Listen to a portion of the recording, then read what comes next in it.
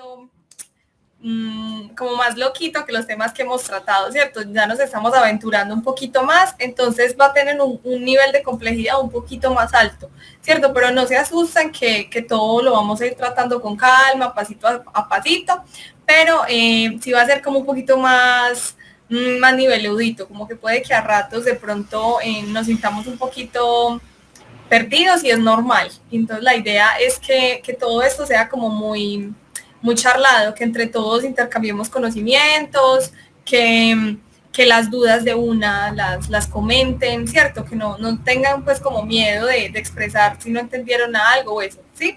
Entonces quería pues como hacer esa pequeña aclaración antes de empezar. Entonces, bueno, retomando, recordemos que el tema de este año es Misterios del Cosmos y el tema de hoy me emociona un montón, no se imaginan cómo me emociona este tema porque realmente últimamente me ha como que me ha deslumbrado mucho como este tema. Y bueno, antes de empezar, no sé si alguien tiene algo que comentar, bueno, no sé. ¿Me escuchan bien? ¿Me ven bien? ¿Todo está adecuado? Sí, perfecto. Listo. Yo veo que me veo como con baja calidad, creo. No sé No, qué tal. No, yo te será. veo bien.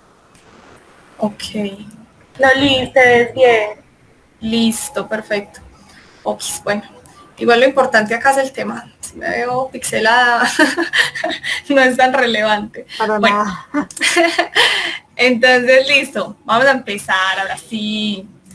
Primera sesión de Misterios del Cosmos. Entonces, desvelando los secretos de la luz. Bueno, entonces vamos a empezar. ¿Por qué es importante la luz en astronomía? Bueno, hago la puntualidad. Para los chicos que también están en proa, que también vienen acá y están en proa, sucede que este tema lo hablaron en el primer encuentro de proa, hace como 15 días, bueno, más de 15 días, pero es un enfoque como un poquito diferente, ¿cierto? Acá vamos a tratar de profundizar, hablar un poquito de la historia, bueno, de un gran debate que ha habido ahí con respecto a la luz, y vamos a ir ahondando en diferentes cosas. Yo creo, muy honestamente, que vamos a necesitar por ahí 2 sesiones para hablar de este tema. O sea, hoy voy a ver hasta dónde alcanzo y si no, pues si no podemos avanzar como demasiado, no hay ningún problema, hacemos otra sesión, ¿listo? Entonces, si les quedan muchas dudas y toda la cosa, hacemos otra sesión de la luz, que la luz es una cosa hermosa y espectacular, y la verdad me gustaría mucho poderles mostrar algunos experimentos acá, pero bueno, vamos a ver si me da el tiempo. Bueno, ahora sí, continuando. La luz en astronomía. La luz es supremamente, es fundamental en el área de la astronomía porque es la única forma que tenemos para conocer estos objetos tan lejanos, ¿cierto? Nosotros en astronomía, ¿qué hacemos? Estudiamos el cosmos, sí, pero ¿cómo estudiamos esos objetos que están alejados de nosotros? Nosotros acá en la Tierra, para estudiar química, para estudiar incluso muchas cosas de física, pues tenemos los laboratorios, podemos coger y si queremos estudiar la composición de una roca, podemos tomar un pedazo de la roca o la roca y hacer digamos, observarla, hacer diferentes experimentos con los objetos. El problema en astronomía es que todos los objetos que nosotros estamos estudiando están súper lejos, ¿cierto? Entonces están a distancias absolutamente inalcanzables para nosotros.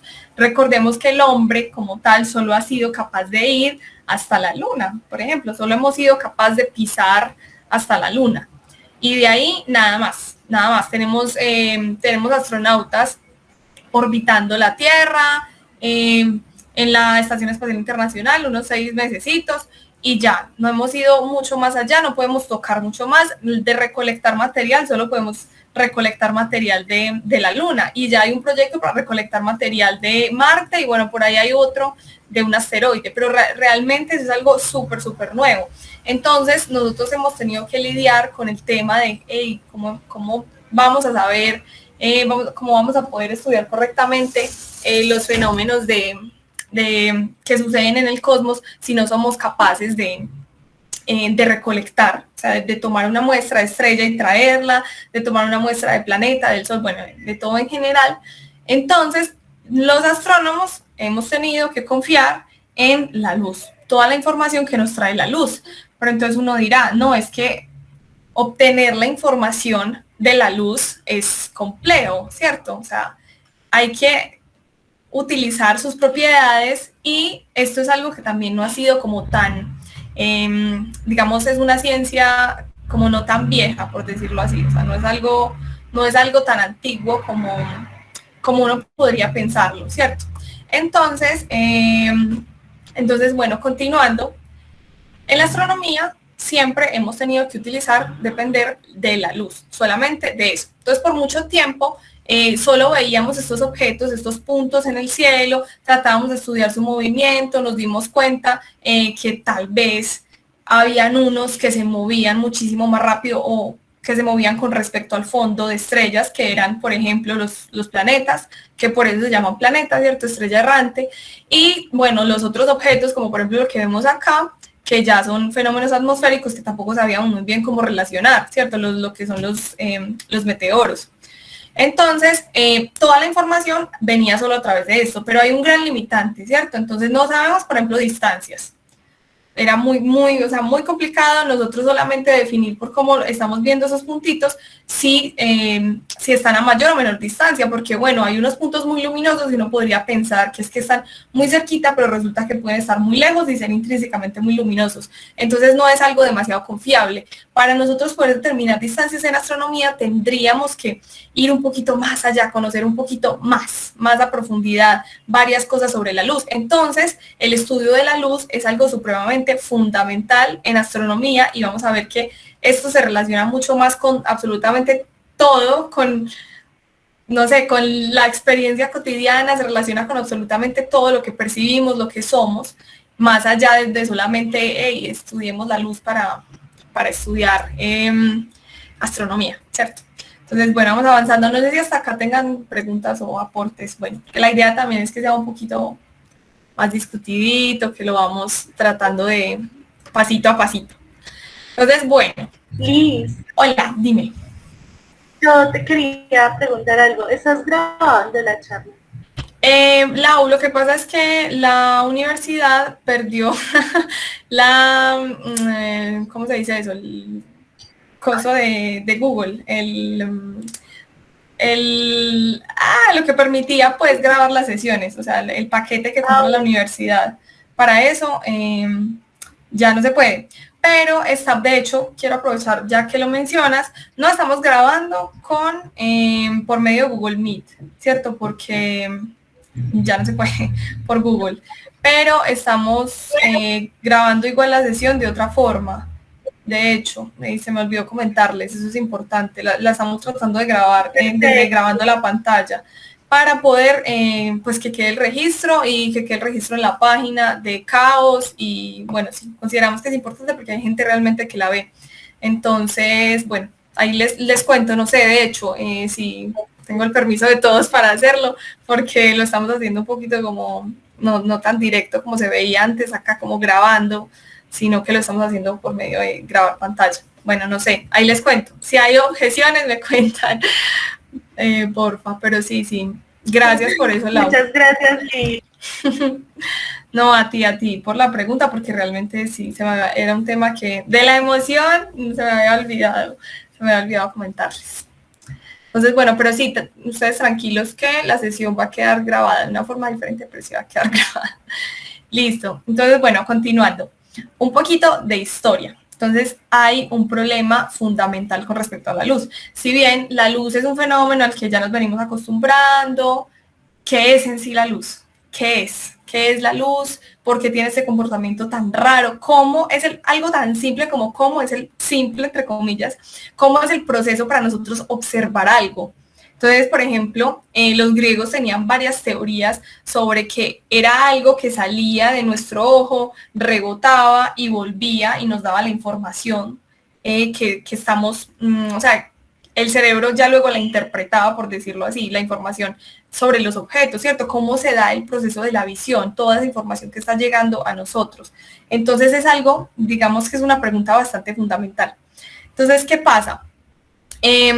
Por ahí, desde hace rato, desde Aristóteles, se creía que la luz eran como pequeñas o bueno, como, sí, como unas, como por decir, unidades fundamentales, ¿cierto? Como una especie de partículas que salían, pero en forma de, como de rayos, recorrían distancias como de forma recta, ¿cierto? Entonces, ¿qué pasaba? La luz, los fenómenos, por ejemplo, de reflexión y refracción, ¿cierto? Que son como, por ejemplo, en el espejo, cuando uno se mira al espejo, reflexión y refracción es ver, por ejemplo, lo que generan las gafas. Las gafas, los lentes, al tú poner no sé, una cuchara dentro de un vaso de agua, bueno, ese tipo de cosas, era muy fácil de explicarlas como rayos, simplemente que se movían en línea recta. Entonces, hasta ahí simplemente la luz se dejó como, bueno, una cosa ahí rara que no sabemos, pero sabemos que se comporta como viajando en línea recta y ya, hasta ahí todo como que lo dejamos quieto para no profundizar más y porque no teníamos tal vez las herramientas también para saber más. Entonces luego llegó Newton y Newton llegó con su estudio también de la luz, entonces con prismas, dejando pasar la luz solar a través de prismas y viendo qué pasaba con esta luz, ¿cierto? Que allí lo que se da es que cuando se deja pasar la luz a través de un prisma, la luz se va a refractar, entonces dependiendo el color, se va, bueno, dependiendo, bueno, eso de la longitud de onda y eso lo vamos a hablar un poquito más adelante. Entonces, para ir pasito a pasito, vamos a decir que él veía que se formaba como un arco iris al dejar pasar la luz solar a través de un prisma, ¿cierto? Entonces, este tipo de cosas, este tipo de fenómenos que se experimentaban, le dieron la idea a Newton, o bueno, en esto basó para concluir que la luz estaba compuesta como por pequeñas partículas. Entonces, las partículas estas que conformaban la luz eran unas de mayor tamaño, de mayor masa, más bien, de mayor masa, y otras de menor masa. Entonces, como se explicaba, por ejemplo, el fenómeno de la refracción, ¿cierto? Que es diferente para cada color. Se explicaba con el hecho de que, por ejemplo, las partículas que conformaban el color rojo eran más masivos, entonces era difícil que se vieran afectadas por el vidrio, al traspasar el vidrio, por ejemplo, mientras que las que eran más pequeñitas, como por ejemplo el violeta, iban a verse muy afectadas al pasar por el vidrio. Entonces, hasta ese momento, él ideó como esta forma de explicar, ¿cierto? Esta teoría, y funcionó perfecto por buen tiempo, funcionó perfecto y era como la teoría generalmente aceptada. Pero luego llegó este experimento bastante conocido, que es el experimento de la doble rendija. No sé si lo han escuchado por ahí. Es el experimento que realizó Thomas Young en el siglo XIX. Entonces, ¿qué pasa? Se ponen, no sé, bueno, no sé si lo han visto, pero de hecho debería ponerles el videito acá del experimento de la doble rendija, pero bueno, más bien ahorita. Entonces, es un experimento en el que se deja incidir un rayito de luz monocromática a través de dos rendijas, ¿cierto? ¿Alguien levantó la mano? Ah, sí, Diego, cuéntanos. Liz, no sé si es que sigues presentando la misma diapositiva de Newton Sí, o estás en la misma, como ya empezaste a hablar de la luz es una onda. Ah, sí, sí, no, pero igual ahí está Huygens también, que Huygens trabajó la luz como una onda.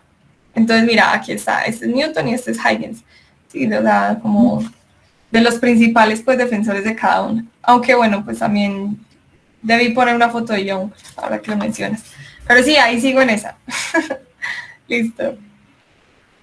Bueno, entonces continuando, entonces llegó este experimento de la doble rendija, ¿cierto? Entonces se observaba que al dejar pasar este rayo de luz monocromática, es decir, un láser, por ejemplo, a través de una rendija literal es como como por decir algo planito, ¿cierto?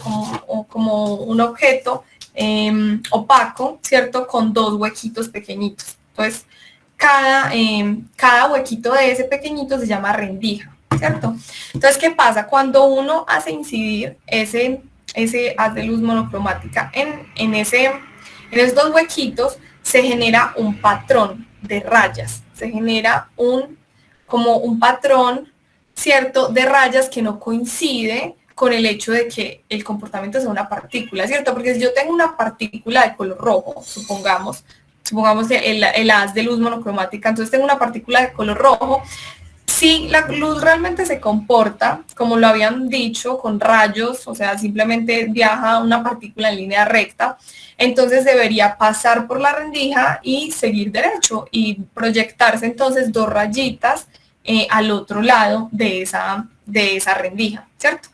Pero eso no es lo que se evidencia. Lo que se evidencia son un montón de rayas, unas rayas oscuras y unas de luz, y otras zonas completamente oscuras. Entonces el patrón solo puede explicarse con el comportamiento ondulatorio. Entonces ahí, digamos que se cayó, entre comillas, la teoría corpuscular de la luz. Entonces ahí ya no es una onda, tiene que ser una onda porque solo una onda puede definir ese comportamiento de esas franjitas. Y de hecho es bien chévere analizar lo de las ondas. Más adelante podemos profundizar un poquito más para los que les guste como el tema. A mí me parece que las ondas también son un tema brutal.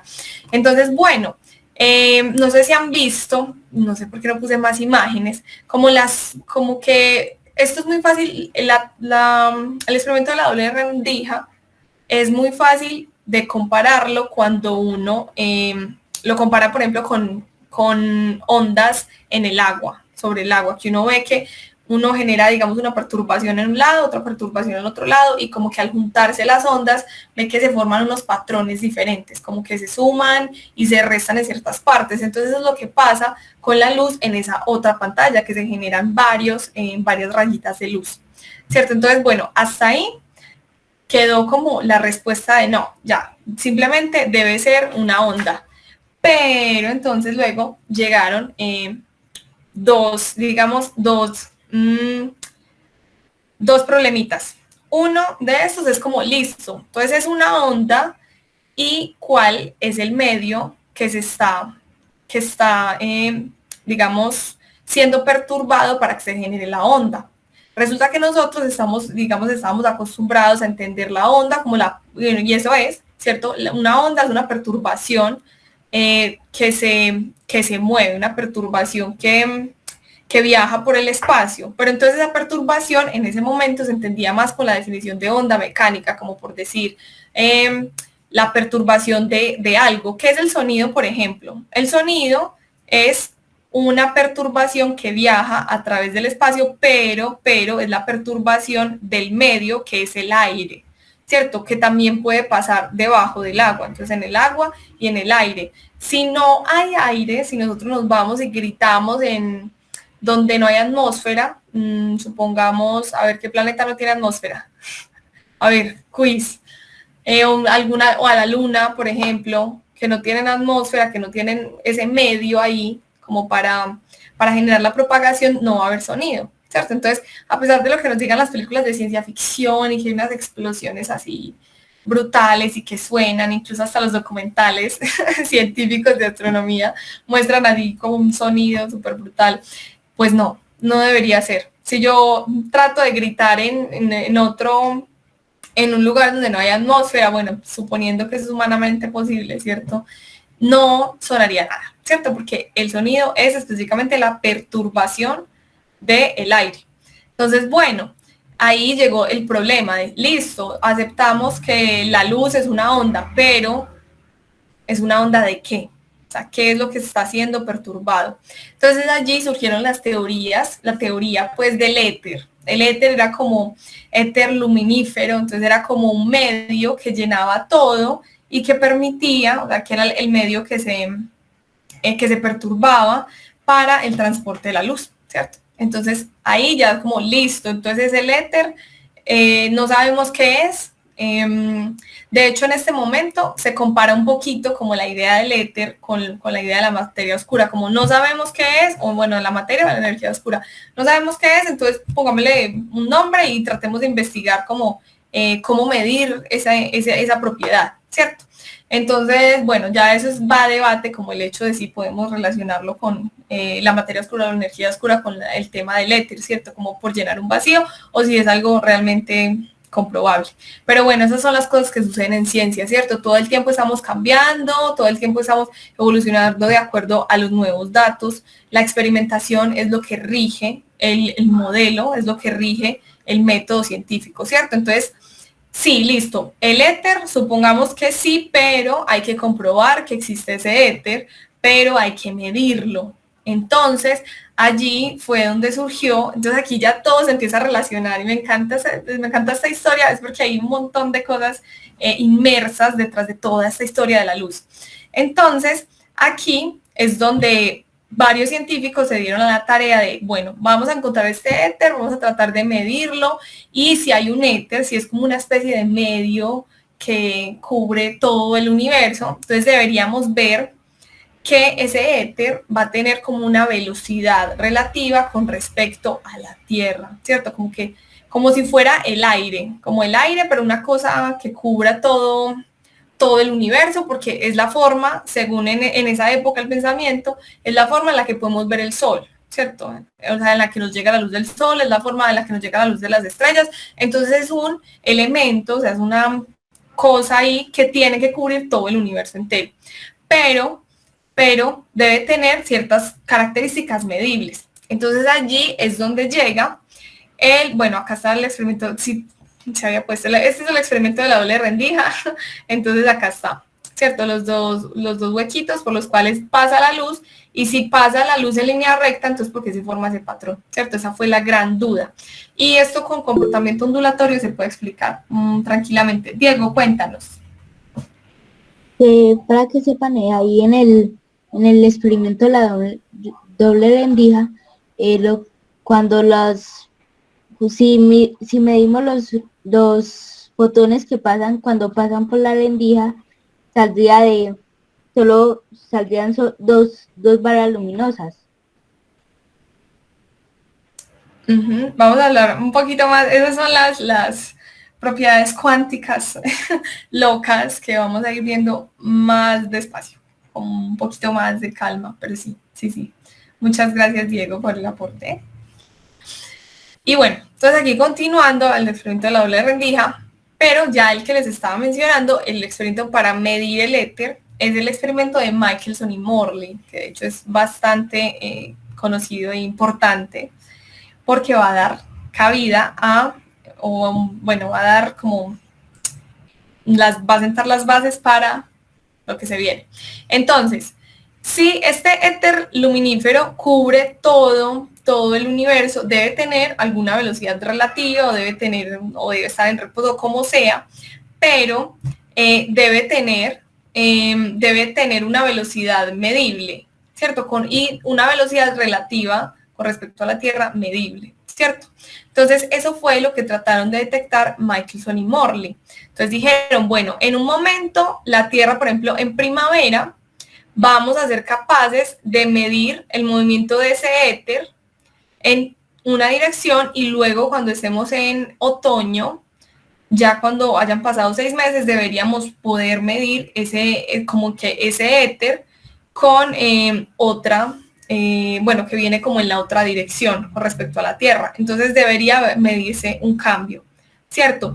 ¿Y cómo se hizo esto? El experimento como tal es un interferómetro, es un poquito más complicadito de explicar, pero básicamente lo que sucede es que se hace incidir, pongámoslo así, un haz de luz, se divide este haz de luz como en dos caminos diferentes, y esta longitud debería ser igual a esta longitud. Entonces, ¿qué pasa? Si el éter luminífero, como se quiera llamar, está en alguna de las dos direcciones, o levemente, en dirección de alguna de las dos, debería arrastrar, por decirlo así, un poco, como que debería sumarse a la velocidad de la luz como tal, ¿cierto? Entonces deberíamos medir un cambio, si esto fuera real, pues deberíamos medir como un cambio en alguno de estos dos brazos. Y este experimento era demasiado preciso, demasiado preciso, entonces era capaz de medir cambios muy ligeros. Además, esto funciona con con las propiedades intrínsecas de las ondas, es decir, que las ondas, que tú al tener dos ondas, por ejemplo, realmente las puedes, o sea, se pueden cancelar, ¿cierto? ¿Qué es lo que sucede acá, por ejemplo, con esta parte de franjas negras? O sea, luz, onda más onda, no necesariamente va a ser una cresta más alta, sino que también puede onda más onda sumar oscuridad. Entonces, bueno, son unas cosas un poquito como más intrínsecas de la luz, que si les gusta vamos a ir viendo más despacio. Entonces, bueno, básicamente lo que ellos querían medir era cómo se comportaba este éter, cuál era su velocidad relativa con respecto a la Tierra. ¿Y qué pasó? Es una cosa muy loca, ¿cierto? Y es que se dice que fue, o sea, que se fracasó en el experimento, pero a la vez se tuvo éxito, porque de cierta forma comprobó que no existía tal éter y que la velocidad de la luz es constante. Y eso ya es algo absolutamente fundamental. Entonces, este experimento, de hecho, ganó premio Nobel, fue una cosa súper loca porque el experimento es súper teso y de hecho, en este momento, ese principio de interferómetro es algo que se utiliza mucho, incluso LIGO, ¿se acuerdan que aquí hemos hablado de las ondas gravitacionales? Pues LIGO, este laboratorio que está detectándolas, bueno, LIGO y Virgo, y bueno, ellos utilizan este mismo principio del interferómetro, ¿cierto? Entonces, un avance brutal en esa parte experimental, que no olvidemos es demasiado importante, ¿cierto? Sin la experiencia, sin tú ser capaz de medir las cosas, no sirve ninguna teoría en ciencias, nada. Entonces, bueno, continuando, aquí se comprobó que definitivamente eso no existía, entonces acá es donde viene algo muy fundamental y es que la velocidad de la luz es constante. Esa es una primera, como un principio fundamental que hace que todo, de cierta forma, colapse, porque dejan de funcionar muchísimas cosas. Entonces, aquí hay un pequeño desvío hacia algo que vamos a ver más adelante, que es relatividad especial. Vamos a ver un poquito de relatividad especial, pero por el momento estamos hablando de la luz. Entonces, ¿qué pasa? Como la velocidad es constante, van a haber unas cositas que en la teoría clásica de Galileo, por ejemplo, que ya no se van a mantener, y ahí es donde tiene que entrar la relatividad especial. Entonces, esto es muy importante, ténganlo ahí en la cabeza, y el spin-off de eso lo vamos a ver más adelantico en relatividad especial. Pero bueno, no sé si está muy denso el tema, yo siento que puede estar un poquito denso, pero bueno, si tienen dudas me van contando.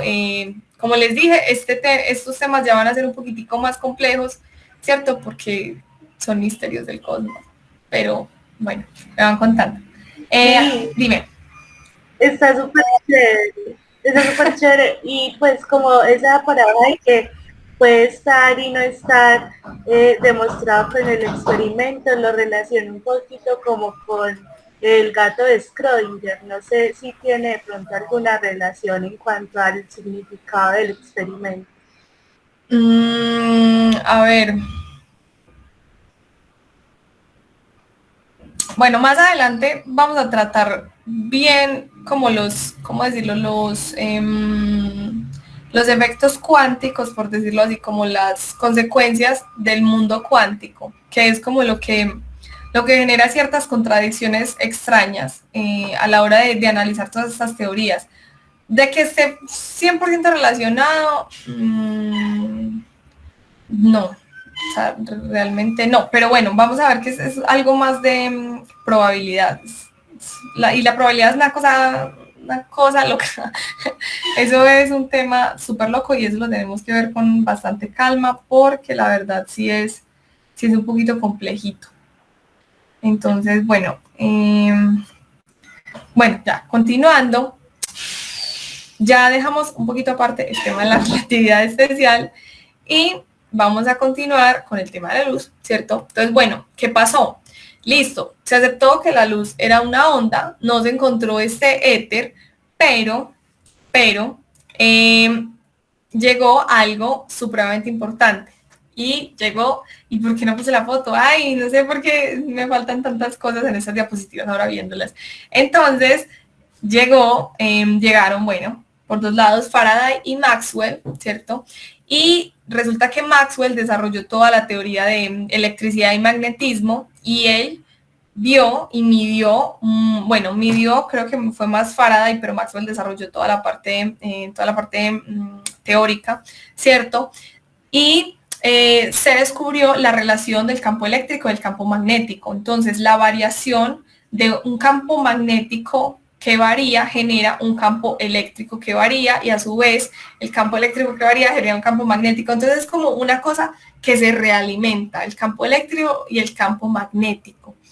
Y esto se descubrió, y además de esto, de esta relación, se descubrió que la velocidad a la que se mueven estas ondas electromagnéticas, o sea, estos campos eléctricos y magnéticos, la velocidad a la que se mueven es exactamente la velocidad de la luz, que para ese momento ya estaba medida la velocidad de la luz. Entonces ahí fue como, bingo, encontramos el medio, encontramos la onda como tal, que, o sea, la onda de la luz, por decirlo así, como el medio perturbado para que se genere la luz, por decirlo así, que son las variaciones de los campos eléctricos y magnéticos. Esa es la onda como tal, la onda electromagnética. Entonces ya la luz es una onda electromagnética.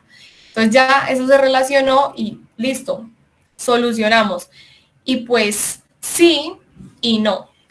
En parte sí se solucionó, la luz es una onda electromagnética, ya se pudo relacionar, conocer específicamente esas propiedades ayudaron muchísimo a que se avanzara muchísimo más al ya saber que la luz es una onda electromagnética, pero hay otro problema.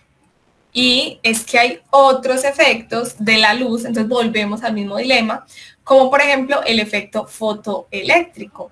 Y es que alumbrando una placa metálica con unas longitudes de onda muy específicas, o sea, con luz de unos colores muy específicos, llamémoslos en este momento, se liberan electrones. Y esto solo es posible, solo se puede explicar con el hecho de que la luz sea una partícula. No se puede explicar como onda. Entonces aquí es donde vuelve y entra el colapso de, bueno, entonces onda o partícula, o las dos, o qué pasa. Además de esto, luego surgió otro problema gigante, y es que cuando estudiamos, digamos, como el espectro de temperatura, llamémoslo, bueno, sí, como el perfil de temperatura de un objeto, cuando lo analizamos, mientras más caliente está el objeto, o sea, esto es como el perfil que vamos a graficar de temperatura de un objeto, cómo se distribuye, entonces acá, de acuerdo a sus colores, o sea, qué emite. Esto es, digamos, lo que emite, la radiación que emite un cuerpo.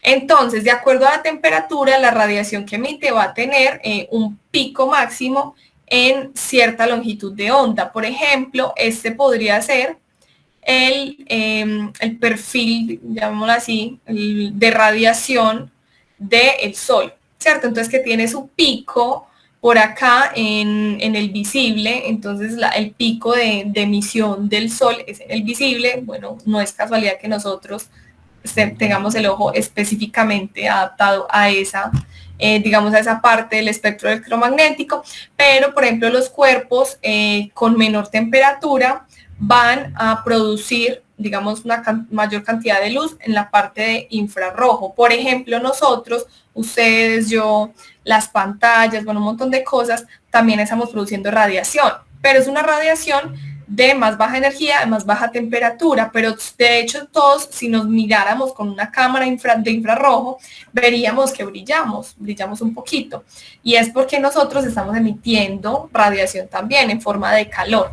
Entonces, de hecho, es muy chévere ver eso, porque si bien nuestros ojos solo pueden detectar la parte visible del espectro electromagnético, nuestra piel puede sentir la parte del infrarrojo, por ejemplo, y eso es algo como que me gusta ver, que relacionemos siempre que la luz no es solamente eso que percibimos así, sino que nosotros mismos también producimos una especie de luz, que no es luz en todo el sentido de la palabra, porque luz es específicamente espectro visible, pero es una forma de radiación, ¿cierto? O sea que a la final todo va a lo mismo, ¿cierto? Solo que lo que cambia ahí son temperaturas.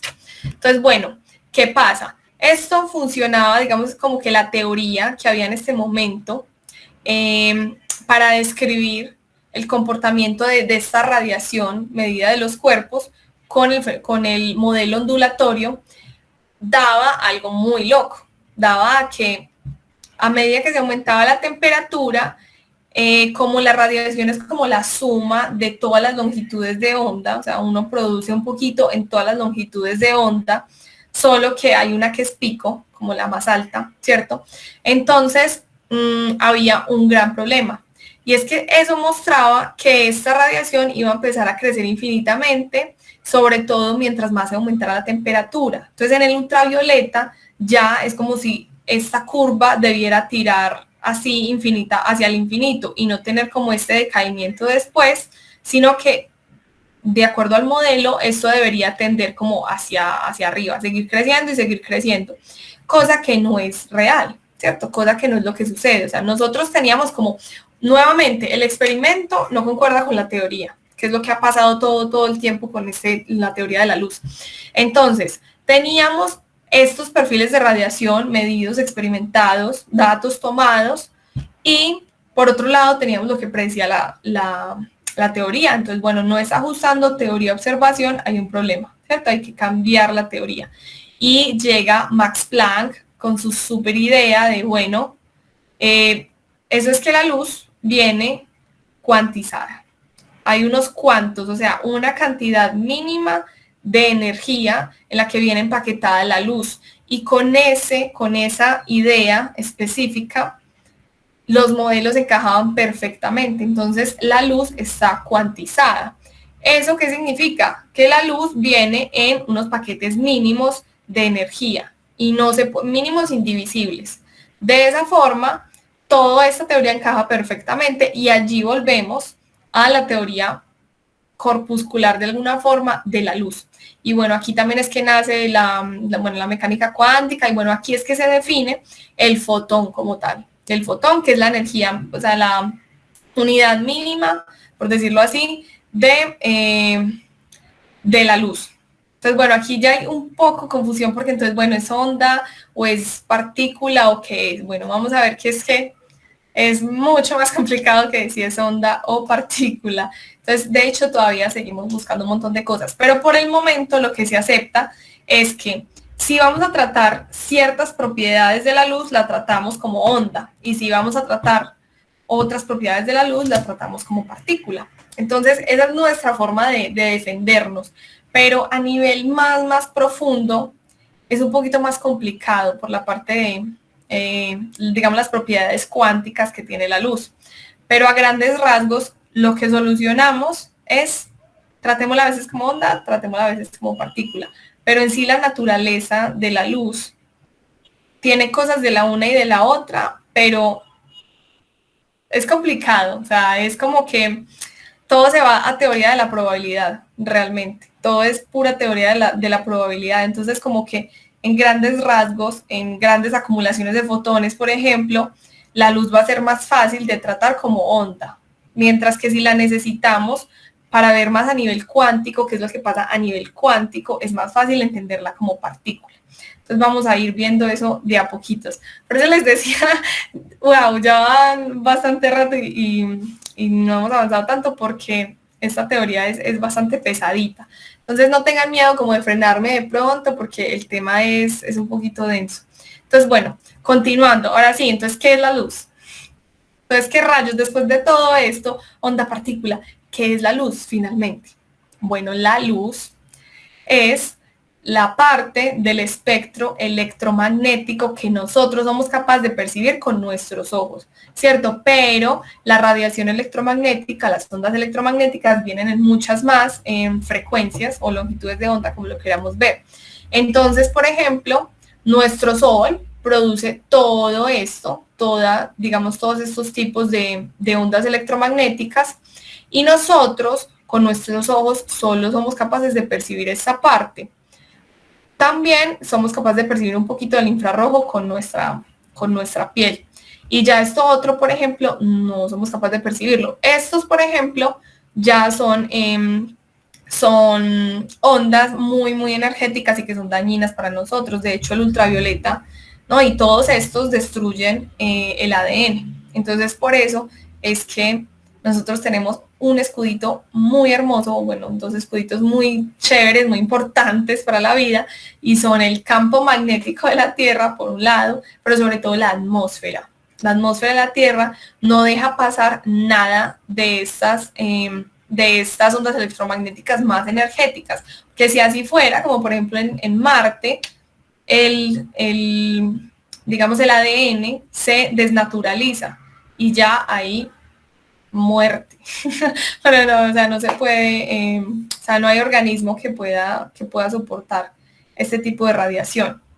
¿Cierto? Mientras que ya, bueno, esto es ya las ondas, de hecho, que utilizamos para muchas otras cosas. Microondas las utilizamos en el microondas, literalmente. Ondas de radio las utilizamos para comunicaciones y, bueno, también las utilizamos en astronomía para muchas cosas porque pasan muy bien la atmósfera. Entonces, bueno, el espectro es una cosa electromagnético, es una cosa bastante, bastante amplia. Aquí vemos a menor longitud de onda, o sea, mayor frecuencia, va a ser más energética la onda, ¿cierto? Entonces, aquí ya nos muestra como una comparación con respecto a la longitud de onda. Entonces, el tamaño de una onda de radio puede, o sea, es un espectro demasiado amplio, puede ir desde metros hasta ya cosas más amplias. Bueno, y longitud de onda, aquí lo pongo, es como que la distancia entre dos picos o dos valles o lo que sea, bueno, dos partes de las que se repiten en una onda, ¿cierto? Entonces, en este caso, tenemos que de acá a acá, esta va a ser la longitud de onda, o de acá a acá, esta va a ser la longitud de onda. Acá, esta no sería una onda de una sola longitud de onda, porque vemos que va cambiando. Pero cuando hablamos de un color específico como tal, sí va a ser una onda que va a tener una amplitud constante, una longitud de onda constante. Entonces, ¿qué cambia de un color a otro? Porque es cierto, vemos que hay varios colores, hay diferentes, la luz del sol, cuando se descompone se ve un montón de colores diferentes, que son los del arco iris, y entonces, ¿qué es lo que cambia ahí? Si todas se mueven, si la luz en general se mueve a la misma velocidad y el rojo se mueve a la misma velocidad que el azul, y bueno, todo esto. Lo que cambia ahí es justamente esto, la longitud de onda, la frecuencia, bueno. En la interacción de la luz con la materia es lo que permite que nosotros veamos. Entonces, no, es que eso, mejor dicho, eso tiene muchas aplicaciones, porque si lo pensamos también, por ejemplo, ¿por qué el cielo es azul? Se lo han preguntado por qué el cielo es azul, cómo se dan los arcoíris. Es más, cómo vemos nosotros, qué es el color. Todo esto va a la teoría de la luz, ¿cierto? A cómo se comporta la luz, cómo interactúa con la materia. Entonces, por ejemplo, a mí me encanta mucho, a veces que, creo que eso lo mencionaban en Cosmos, el nuevo, no sé si en el viejo también lo mencionan de más, que los objetos que vemos son de todos los colores menos del que lo vemos. Entonces, en el sentido de que cuando la luz llega y rebota sobre el objeto, la interacción atómica que tiene la luz con ese objeto va a ser que absorbe todos los colores de la luz, por ejemplo, del sol, y refleja, o sea, el que refleja es el que yo veo. Entonces uno ahí cambia un poquito la forma de pensar las cosas, porque es como, tiene que haber un rayo de luz rebotando en un objeto para que yo sea capaz de observarlo. Entonces el solo hecho de observar se empieza a convertir en algo más profundo, ¿cierto? Es como, bueno, ¿cómo me pueden ver ustedes a mí esta camisa? Porque la luz que tengo acá al frente, el foco de mi cuarto y la lámpara que tengo acá al frente, están mandando fotones hacia mi blusa, y la blusa, los está devolviendo hacia la cámara, y bueno, ya el proceso por el cual les llega a ustedes a través de internet también incluso tiene luz, como los cables de fibra óptica, que son los que llevan la información.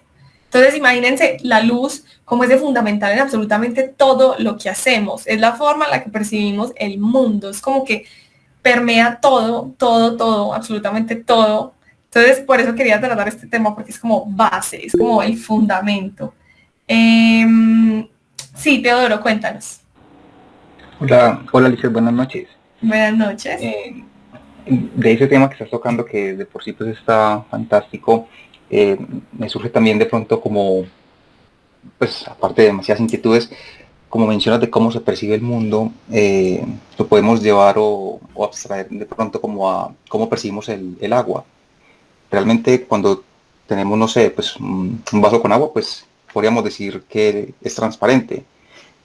Pero si estamos frente al océano o un lago, no sé, algo similar, pues tenderíamos a pensar de que es de color, bueno, no, tendríamos, no, sería de color azul, por lo que se absorben colores rojos y amarillos, pues como en ese proceso. Y lo que estaríamos entonces viendo nosotros en esas cantidades sería como entonces esa parte del espectro electromagnético de, pues, por lo que se es tan opaco a la luz ultravioleta y a los infrarrojos.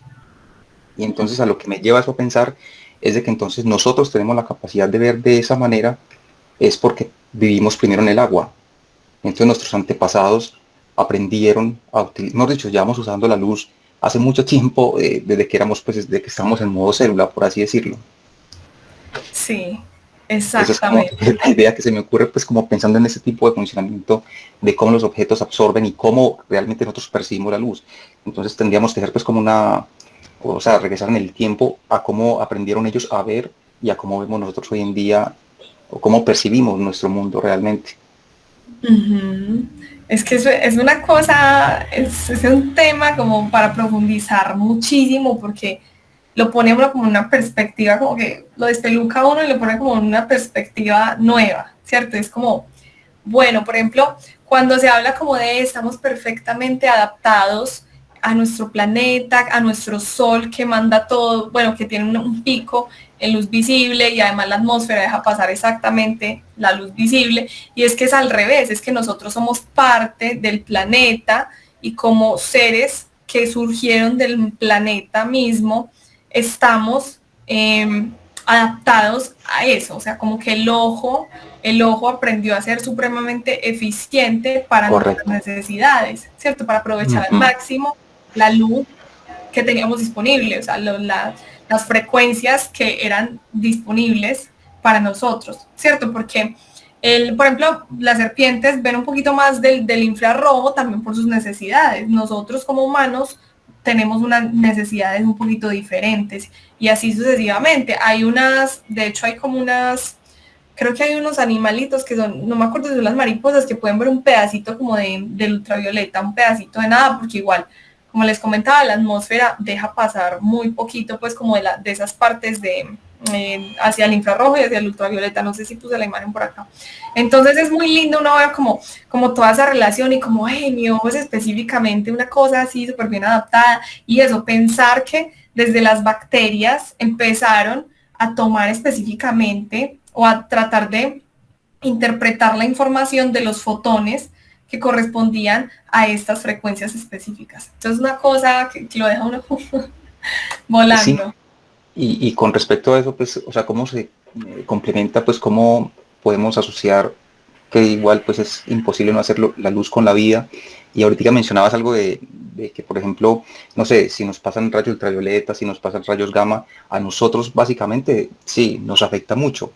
Pero en algún documental, o no sé si era documental o libro, leí acerca de una serie, una familia de hongos unicelulares que crecieron en uno de los reactores de Chernobyl y ellos comen o se aprovechan de los rayos gamma de alta energía. Entonces me parece bastante bestial porque evidentemente eso para nosotros sería la muerte completa. Uh-huh. Sí, sí, esos mecanismos son supremamente locos, y el estudio de los extremófilos es lo que permite que, o sea, ¿cómo decirlo? Es una llave a la hora de nosotros tratar de buscar vida en el universo, ¿cierto? El hecho de los extremófilos, que son esos, los que viven bajo condiciones demasiado ácidas o de radiación o de falta de luz o de exceso del calor o un montón de cosas. Y estudiar esos extremófilos, por ejemplo, es lo fundamental para entender que puede haber un tipo de vida en el universo que esté adaptado a condiciones súper horribles, que esté adaptado a un planeta como Marte, que es súper frío y que tiene radiación en la superficie porque no tiene atmósfera ni campo magnético. Entonces, bueno, ahí en ese estudio de esos extremófilos es que nosotros podemos ahondar como un poquito más en toda la variedad que puede existir en el universo, que todavía no sabemos, que la verdad es que nosotros obviamente en nuestra complejidad de humanos somos muy delicados, por decirlo así, o sea, somos muy, necesitamos unas condiciones muy específicas, necesitamos comer muy constantemente, necesitamos un montón de cosas para mantener nuestro organismo bastante complicado, pero no todos los seres tienen que ser así. Entonces es muy chévere como justamente tener esa perspectiva de todos esos otros seres y todas las otras condiciones de los otros planetas y un montón de cosas y empezar a ver como todas las posibilidades que pueden existir en el universo. Sí, no, y ya un pequeño resumen que colocaría en esto sería, antes de que aprendiésemos o que Planck y muchos otros científicos y científicas aprendieran tantas cosas sobre la teoría de la luz, pues digamos lo que ya, y previo hasta las cianobacterias, ya millones de años atrás, ya la vida sabía utilizar esos mecanismos que nosotros venimos a descubrir ya hace pocas décadas y siglos realmente, y que entendemos en cierta medida. Entonces, increíble que ya todos los otros seres vivos tenían esa capacidad de trabajar ya con todo este tipo de capacidades para adaptarse a todo su entorno. Entonces es muy bonito todo esto, la verdad. Muchísimas gracias a Iker por la respuesta también y pues por toda esta charla que está extremadamente interesante. Ay, muchas gracias. Y sí, es muy loco también ver eso, como nosotros apenas estamos haciendo esos procesos conscientes, pero nuestros órganos, nuestros cuerpos y nuestros antepasados y nosotros mismos sabemos utilizar estas cosas sin nosotros hacernos conscientes del proceso. O sea, cómo se comunican nuestras neuronas, cómo se comunican, no sé, cómo es que la piel está adaptada para sentir infrarrojo, cómo es que los ojos están específicamente adaptados para percibir el visible. O sea, son cosas muy locas que ya nuestro cuerpo tiene resuelto hace tiempo y nosotros apenas en este momento, en este punto de la evolución, del estudio de la ciencia, hemos sido capaces de empezar a explorar y entender esos procesos naturales, por decirlo así. O sea, primero lo hacen el cuerpo, primero lo hacen los órganos, la naturaleza, y luego nosotros pensamos, pero ¿cómo lo hacen? Entonces es una cosa muy loca, y ahí es cuando yo digo, es que la ciencia es una cosa maravillosa. Nosotros hacer conscientes un montón de cosas y estudiarlas y tratar de entenderlas es como, no sé, para mí al menos es un placer enorme poder tener esa posibilidad, ¿cierto? De explorar tanto, de aprender tanto de nosotros mismos, de la vida, de lo que decía Carl Sagan, somos el pedazo de universo que se está estudiando a sí mismo. Literal, eso es lo que estamos haciendo. Y bueno, en resumen, acá hablando de la luz se vuelve como súper introspectivo también en ese aspecto. Ah, bueno, y acá que justamente está esto, que no me recordaba que sí estaba, esta parte, penetra la atmósfera de la Tierra. ¿Sí ven estas partes? Sí, visible, todo el visible, bueno, una parte muy grande visible, nada de ultravioleta, rayos X, rayos gamma, no tampoco en microondas y una buena parte del infrarrojo. Hay una ventana, y acá hay una ventana en ondas de radio. Entonces, he ahí también la respuesta de por qué se hace tanto radioastronomía. La astronomía en visible es muy chévere y muy interesante, pero también nos encontramos con muchos, con muchos problemitas, por decirlo así, para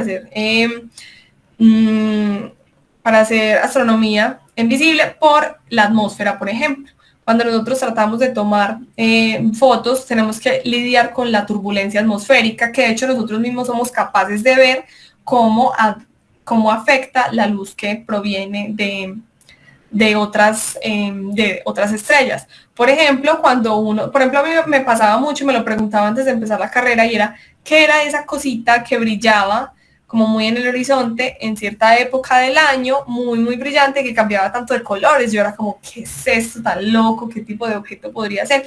Y era Sirio, que estaba muy bajito, todavía como como todavía muy en el horizonte. Entonces se veía azul, morado, un montón de colores así, súper locos, y yo era como, ¿qué es esto? Y es la luz de estirio atravesando una capa muy gruesa de atmósfera, porque obvio, no es lo mismo atravesarla derecho a la atmósfera que atravesarla de lado, ¿cierto? Tiene que pasar un montón de capas y toda esa luz va a tener un efecto ahí, va a interactuar con la atmósfera, entonces ya lo que nos llega a nosotros está todo movido. Entonces uno va a tratar de tomar fotos con un telescopio muy profesional y con una cámara también que sea capaz de captar bastante por mucho tiempo, y vamos a tener cosas muy moviditas por la turbulencia atmosférica. Entonces por eso es que es un poquito complicado hacer astronomía en óptico desde la Tierra. Igual se hace, ¿cierto? Se hace en Chile, en lugares que tengan como buenas condiciones climáticas, no acá, porque aquí el Ecuador es lo más lleno de nubes de la vida, entonces no funciona, pero pues esos son como los retos a los que se tienen que enfrentar. Y bueno, por suerte se desarrolló una cosa que se llama óptica adaptativa, que arregla mucho los problemas que se tenían con hacer astronomía en el visible, pero igual tenemos la posibilidad de hacer astronomía en ondas de radio. Podemos poner unas antenas de radio gigantescas y tratar de observar en eso, y obviamente también tiene sus problemitas, pero es algo un poquito eficiente, por decirlo así, para estudiar muchas cosas en el universo. Las que tienen que ser en visible, o bueno, no, y las que tienen que ser en ultravioleta, rayos X, todo eso, tienen que ser fuera de la atmósfera, ¿cierto? Entonces cuando vemos que hay que, no sé qué, en las ondas Spitzer o tal otra sonda mandaron imágenes en ultravioleta, creo que la que Chandra es la que es de rayos X. La Chandra mandó fotos en rayos X de Andrómeda. Eso tiene que ser, porque Chandra está fuera de la atmósfera, sí puede recibir todo eso. Nosotros aquí adentro con la atmósfera estamos bien protegidos de todo eso, y al menos, al menos, porque es bastante fuerte para nuestro organismo como está compuesto. Y bueno, me extendí un montón, pero bueno, continuando. Entonces, bueno, onda o partícula, las dos, dependiendo cómo lo miremos, dependiendo qué modelo necesitemos. Y bueno, acá es donde también les recuerdo mucho lo de la dualidad que sucede en la ciencia, ¿cierto? O sea, las teorías son modelos que definen, o sea, que interpretan y predicen cosas en ciencia, o sea, que predicen la realidad, por decirlo así, que tratan de describir la realidad, pero siempre van a hacer un acercamiento, ¿cierto? Y eso es algo que tenemos que tener como muy claro. Todas las teorías son descripciones muy fieles de la realidad, pero no nunca, o sea, en el ideal está como el 100%. El 100% es como, esa cosa es nunca alcanzable. Entonces, hay un dicho por ahí que es muy chévere, que es como que en la ciencia, la diferencia entre la ciencia y muchas cosas que no son ciencia, es que la ciencia acepta el error y sabe cuánto se está equivocando, más o menos. O sea, nosotros sabemos el margen de error que tenemos más o menos en las medidas, ¿cierto? Cualquier dato que se dé en ciencia, cualquier dato siempre va a tener una barra de error. Siempre vamos a saber más o menos dentro de qué rango está el valor real. Y asumimos y aceptamos que eso está bien, que nosotros estamos tratando es de encontrar, de ir construyendo poco a poco, entendiendo el funcionamiento del universo. Entonces, en este caso, onda partícula, hay muchas cosas que faltan, y por el momento el modelo que se ajuste con el que somos capaces de predecir es utilizar a veces onda, a veces partícula. Aunque ya, bueno, en cosas de más alta precisión, se tienen que utilizar ya cuestiones probabilísticas, como en mecánica cuántica, como en ¿cómo es que se llama? Fotónica cuántica. Óptica cuántica, bueno, algo así, creo que se llama algo así. Entonces ahí sí tienen que ser como un poquito más precisos, pero por el momento, para los fenómenos que nosotros vamos a tratar acá, pues a veces hablaremos de partícula, a veces de onda. Entonces, bueno, como lo mencionábamos, una onda es una perturbación que se desplaza a través del medio que sea que se esté perturbando. Entonces, bueno, en el caso de la luz va a ser el campo electromagnético, ¿cierto? Entonces tiene unas características. Entonces tiene esto que es la longitud de onda, que es como que la distancia para que se repita como ese mismo piquito o valle o cualquier parte de la onda, como la distancia mínima para que se repita como el patroncito de la onda. Y la frecuencia va a ser como en qué tiempo se repite, ¿cierto? Entonces vamos a tener una relación como inversa entre la longitud de onda, que es esto, y la frecuencia. Entonces por eso acá hablábamos, a más alta frecuencia, menor longitud de onda, ¿cierto? Entonces eso es básicamente. O sea, en términos muy generales, como lo que son las ondas. Igual si no nos queda muy claro, tratar de hacer el experimento mental y no mental, sino físico también, de coger una cuerda y analizarla, moverla y decir, bueno, entonces, ¿qué es específicamente una onda? ¿Qué es lo que se define como onda? Pero en términos generales es eso, la perturbación que se desplaza, a través de un medio, puede ser. Listo. Y por otro lado, tenemos las propiedades de partícula. Entonces, ¿qué partícula es la partícula de la luz? Es el fotón, ¿cierto? ¿Qué es el fotón? Dentro del modelo estándar de la física, que es el modelo que define como un grupo de partículas que constituyen todo lo que existe en el universo, entonces están divididos en dos grupos, los fermiones y los bosones. Las partículas, los bosones, son las partículas como que se encargan de las interacciones en el universo. Entonces, que el gluón, los bosones son los que se encargan como de las interacciones. Y de hecho hay partículas teóricas, como por ejemplo el gravitón, ¿cierto? Que sería como la gravedad cuántica, pero pues todavía no sabemos. Y por el otro lado están los fermiones, que son los que constituyen la materia.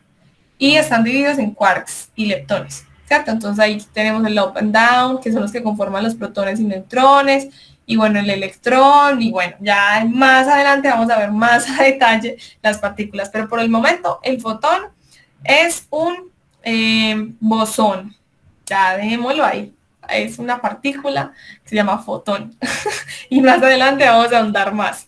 Entonces, bueno, cosas chéveres y que me encantaría y que, wow, no, esta sesión se fue súper larga, obviamente nos va a faltar un montón. Y es la interacción de la luz con la materia, también es un tema súper sabroso. Entonces vamos a tratar aquí brevemente estas dos interacciones y creo que va a tocar dejarlo otro para después. Entonces, bueno, la reflexión. ¿Qué sucede? Cuando un rayo, tratémoslo en esta vez como rayo, cuando un rayo de luz llega, o llega un fotón a un objeto, choca con él y se devuelve por el mismo lado por el que llegó. O sea, no exactamente en la misma dirección, pero es como si tuviéramos dos medios. El medio 1, que es de donde viene el rayo, el medio 2, que es el objeto con el que está pegando el rayo, y entonces ahí están los dos medios. Si este rayito se devuelve por el mismo lugar por el que vino, le llamamos reflexión. Entonces, ¿qué pasa? Todos los objetos que nosotros observamos todo el tiempo es debido y gracias a la reflexión, ¿cierto? Pero también a la refracción que sucede dentro de nuestros ojos. Pero bueno, eso lo vamos a ver más adelante. Por el momento, olvidémonos del ojo y pensemos que es como nada, un orificio que permite la entrada de luz. Entonces, bueno, todos los objetos que nosotros podemos observar son eso, reflexión de la luz que hay alrededor. Si tú no iluminas algo, no se va a poder detectar. Entonces, bueno, tenemos dos tipos de reflexión, que es la reflexión especular, como en las superficies muy planas, muy lisas, como son los espejos, ¿cierto? Como son nuestras pantallas, por ejemplo, tienen un poquito de reflexión, un poquito de refracción, bueno. Y la reflexión difusa, que es la por el medio de que vemos todo. Entonces, por ejemplo, lo que les hablaba ahorita de mi blusa, el rayo de luz que llega del foco, que llega de la lámpara, rebota acá y se devuelve hacia la cámara, ¿cierto? Entonces, ahí están como los dos tipos de reflexión en términos muy generales y muy divulgativos. Y tenemos la refracción, que es el cambio de dirección que experimenta la luz al pasar de un medio al otro, ¿cierto? Entonces, aquí el ejemplo como típico del prisma, y es que llega un rayo de luz, cambia su dirección, pero la cambia diferente de acuerdo al color, o sea, de acuerdo a la longitud de onda. Diego. Bueno, de acuerdo a la longitud de onda, entonces el rojo va a ser el color que se va a refractar menos, mientras que el morado o el azul va a ser el color que se refracta más, ¿cierto? Entonces de allí es que se va a formar el espectro, o sea, el que llamamos, puede ser por ejemplo el arco iris, ¿cierto? Entonces, ¿qué es lo que sucede también para que se forme el arco iris? Es la suma de reflexión y refracción. De ahí lo vamos a ir viendo con calma. Siento que se está como alargando bastante. No sé si... Bueno, no, pero no voy a cortar todavía. Voy a hacer como otros 2 punticos así sobre la luz y la dejamos para dentro de 15, parte 2 de la luz, porque es muy, muy profundo este tema. Entonces, bueno, entonces ya tenemos estos 2 fenómenos, reflexión y refracción. Pero a eso hay sumado el fenómeno de difracción, que es una locura, que aquí sí, por ejemplo, tiene que ser completamente descrito. Si bien el de la refracción y el de la reflexión pueden ser descritos también con la teoría corpuscular, es por ejemplo, de la difracción, solo puede ser explicado con la luz como una onda, ¿cierto? Entonces acá es que tenemos que empezar a entender y a tratar la luz como una onda para poder explicar, por ejemplo, estos patrones. Este patrón, de hecho, es algo bastante chévere, ¿no? El hecho de que se formen como esas lineecitas hacia alrededor y es muy fácil de reproducir. Ustedes toman un láser X comprado por ahí en donde sea y le hacen un huequito chiquititico a una hoja y dejan pasar el láser y deberían ser capaces de ver este fenómeno. De hecho, es que por eso quería también hacer alguna vez una sesión presencial, porque tengo varios objeticos como chéveres para experimentar con lo de la luz. Entonces, bueno, también quería aprovechar para mostrarles un experimento con láser, pero está como muy corto el tiempo. Entonces, bueno, está el fenómeno de la difracción y la interferencia, que es lo que sucede también acá con el fenómeno, con el experimento de la doble rendija, ¿cierto? Entonces, que por eso es que se dan esas franjas locas que observábamos ahorita, porque miren esto como si fueran olas del mar, por ejemplo, atravesando un espacio pequeño, ¿cierto? Después, como que cada onda va a tomar una forma diferente a la que traía, y luego cuando se chocan, se suman y se restan, y por eso se forman como esos patrones de luz y otras partes de oscuridad. Entonces, estas 2, difracción e interferencia, solo se pueden entender tratando la luz como una onda. Entonces, bueno, acá para el dato que les tiene que quedar aquí, recordarlo cada vez que hay un arcoíris, ayer vi un arcoíris justamente, una cosa hermosa, es que el arcoíris, eso es una cosa que me parece súper chévere, y es que el arcoíris es como una relación luz solar, gotas de agua, ojo del observador, ¿cierto? Entonces, es como si fuera levemente diferente para cada persona, por decirlo así. Cada persona tiene un arco iris individual por el hecho de que es la relación también con tu ojo. Pero bueno, eso es un tema más específico. Por lo pronto, les comento. Entonces, ¿cómo se dan los arcoíris? Una cosa muy chévere. Resulta que cuando el aire está muy húmedo, las gotas de agua toman una forma como medio esférica, o sea, casi esférica, y son gotitas de agua suspendidas en el aire, ¿cierto? Entonces, para esos días que están como humeditos y no está lloviendo del todo, pero sí el día está como oscurito y eso, ahí es que se forma el arco iris. Entonces, ¿qué pasa? Llega la luz del sol, como vemos acá. Primero, al pasar del aire al agua, se va a refractar. Entonces, al refractarse ya se van a separar los colores. Pero no solo pasa esto. Además de refractarse, va a chocar con el otro lado, como lo vemos ahí, va a chocar con esta pared, por decirlo así, de la gotita de agua, y va a volver a salir por el otro lado, o sea, como por este lado del rayo de sol, ¿cierto? Y ahí va a tener otra vez una refracción al volver a cambiar de medio, entonces se va a hacer más evidente la refracción de la luz, se va a hacer más evidente el arco iris, ¿cierto? Entonces, eso es lo que nosotros estamos observando. Lo que nosotros estamos observando es justamente la luz del sol que viene y que de hecho a la próxima que veamos un arco iris busquemos el sol. ¿Dónde está el arco iris? Si estamos viendo el arco iris allá, ¿dónde debería estar el sol? De acuerdo al diagrama, por ejemplo, debería estar detrás de nosotros. Entonces, eso es algo que son cosas que uno nota hasta no ver este tipo de fenómenos, hasta no estudiarlos. Uno normalmente ve un arco iris y ¡ay, qué lindo! Uno decía, ay, ¿dónde está el sol? A ver si yo compruebo si es verdad la teoría. No, uno simplemente lo ve y ¡ay, qué lindo, qué bonito! Bueno, desde ahora van a empezar a ver el arco iris como una cosa muy diferente, ¿cierto? Entonces, bueno, ya saben, tarea, cuando ven arco iris, buscan el sol. Debería estar detrás. Y eso es lo que pasa. Entonces, ¿qué pasa? Ven que aquí hay dos arcoíris, por ejemplo. Uno es más brillante que el otro. Entonces, el que uno ve normalmente, el más brillante, va a ser el que sale otra vez, ¿cierto? O sea, el que se refracta y llega y se devuelve hacia nosotros. Pero resulta que se va a formar un segundo arco iris con la luz que alcanza como a reflectarse nuevamente dentro de la gota.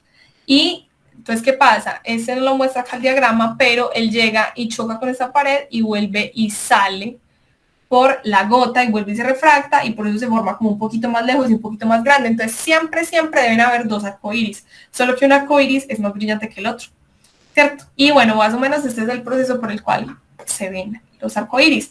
Otra cosa importante, el orden de los colores. Cuando vean un arcoíris, fíjense en el orden de los colores. El rojo está arriba y el moradito va a estar abajo. Y en el segundo arcoíris va a estar al revés, ¿cierto? Porque hay una reflexión en la gota de agua antes de volver a salir. Entonces, bueno, si hoy se enredaron mucho con todas las locuras que les hablé, al menos que salgan de acá con la idea de el arco iris, ya sé cómo funcionan los arcoíris. Y bueno, por ahí también va, bueno, no tan literalmente, pero por ahí también hay una idea de por qué el cielo es azul. Bueno, yo creo que por hoy sí vamos dejando porque ya los hice quedar mucho tiempo y de hecho les agradezco mucho que se hayan querido quedar todo este tiempo porque está tarde. Entonces, bueno, vamos a hacer luz, sesión 2, que ya va a ser un poquito más fenómenos, vamos a experimentar un poquito más. Y bueno, por cámara, pero igual, se pueden hacer muchas cosas. Entonces, bueno, nada, agradecerles muchísimo y también contarles que voy a estar dando estos dos cursos. Este es en el Planetario de Medellín, Busquemos Vida en el Universo, Astrobiología para niños, por si conocen niños interesados en aprender de estos temas. Es para niños de 5 a 7 años y empezamos el 5 de marzo, ya casi empezamos. Y por otro lado, en la UDA seccional Oriente, vamos a empezar con un semillero de astronomía para niños también, que va a ser los sábados de 10 a 12 del mediodía. Entonces también, bueno, si conocen personas interesadas, súper que de pronto les pasen la información, les agradezco muchísimo. Bueno, estoy tratando de trabajar con esto y bueno, es chévere también el apoyo. Entonces, si pueden compartir y eso, les agradezco muchísimo, muchísimo. Los quiero mucho, se me ayudan. Y bueno, en resumen, les voy a dejar por acá la página de Caos para que recuerden que allí pueden encontrar la información sobre los videos de las grabaciones de los encuentros anteriores y los resúmenes de los temas y si quieren repasar algo, bueno, ahí está todo, el link del encuentro, bueno, ustedes saben. Ahí les dejo el link y bueno, muchísimas gracias por asistir. No sé si tienen dudas, preguntas, no sé, me cuentan. Sí, Teodoro, cuéntanos. Lizeth, ahorita que mencionaba lo de la reflexión, que esta sí es corta, pero una reflexión realmente con respecto a un animal muy fantástico que es el camaleón. En un estudio del 2015 se llegó pues como, o no sé si se concluyó definitivamente con respecto a qué era lo que sucedía si el color que se generaba en el camaleón era por su estructura nanométrica en cristales fotónicos o un tema de las células, de los vasos sanguíneos que lo hacían expresarse en un caso de, no sé, de excitación, de que se siente atacado o algo, que cambiaba de color. Y a lo que se llegó fue que es que pues analizando la estructura del animal, hay unos cristales nanométricos que a medida que el camaleón expande pues, o estira su piel o hace ciertos movimientos, la luz entra y hace ese tipo de proceso y rebota dentro de esos cristales. Wow, espectacular. Eso es lo que nosotros realmente vemos del camaleón. Entonces no, pues yo quedé, pues no sé, flipando con esa información porque yo juraba que era por un tema de que era capaz de cambiar, era por sí un tema de células, pues, otro comportamiento, no porque él moviera sus estructuras internas para dar esos visos, por así decirlo. Eso está espectacular. También me dejó súper blow mind, ya quiero leer sobre eso. Entonces, Sí, no, de hecho, si nos puedes compartir eso al grupo claro, de WhatsApp, súper. de una. Entonces los comparto. Y también uno de los videos donde también había escuchado eso, que también fue con Veritasium, donde en algún momento lo explicaron. Y les comparto pues como el estudio que encontré como respecto a eso. Qué chévere, no, excelente, excelente. Muchísimas gracias, en serio. No, En con todo serio gusto, sí. que Muchas toda gracias esa a ti. información. No, es con todo el cariño que tenemos este espacio. Y bueno, ahí los animo para que, bueno, para que sigan asistiendo.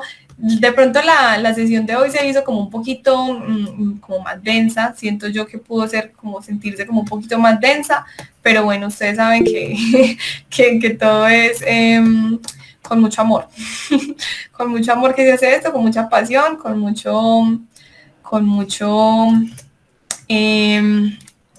voy a pegar aquí el link del chat. Sí, con mucho entusiasmo y con ganas de que todos aprendamos mucho, ¿cierto? Te pregunto algo. ¿Dónde puede uno ampliar bibliografía acerca de eso? Pues como un link o libros o qué. De esta teoría de la luz. Sí, de la teoría de la luz. Uy, yo uso un montón de hecho, bueno, yo tengo acá algunos de los referentes que utilicé para esto. Espérame, bueno, es que les iba a mostrar más cosas. Como para ampliar más las informaciones. Y como... Eso, bueno, en general yo utilizo más que todo un libro pues que es como divulgativo, es chévere, tiene algunas ecuaciones pero poquitas, que se llama Astronomy de OpenStax. Eso es un libro como que abierto al público, por decirlo así. Les voy a mandar acá, bueno, por acá está, se los voy a mandar. Este libro es el que yo uso, está en inglés, pero es muy chévere, pues muy divulgativo, muy tiene muchos diagramas, es muy grande, tiene mucho tema, pero es como una especie de resumen de la astronomía en general, de toda la astronomía. Entonces es muy bueno, ese yo lo uso. En bases de astrofísica, también uso mucho bases de astrofísica de Alonso Sepúlveda. Para el tema de relatividad, por ejemplo, que les voy a hablar más adelante, ese sí, y bueno, un poquito una parte de radiación, eso es algo que yo aprendo en la universidad, y para eso sí son libros un poquito más, como más académicos. Sí, no lo recomiendo tanto porque sí son muy llenos de ecuaciones, de demostraciones matemáticas, entonces es un poquito más complejo, pero más que todo la parte más divulgativa es cuestión de los profes, lo que nos enseñan los profes de la carrera.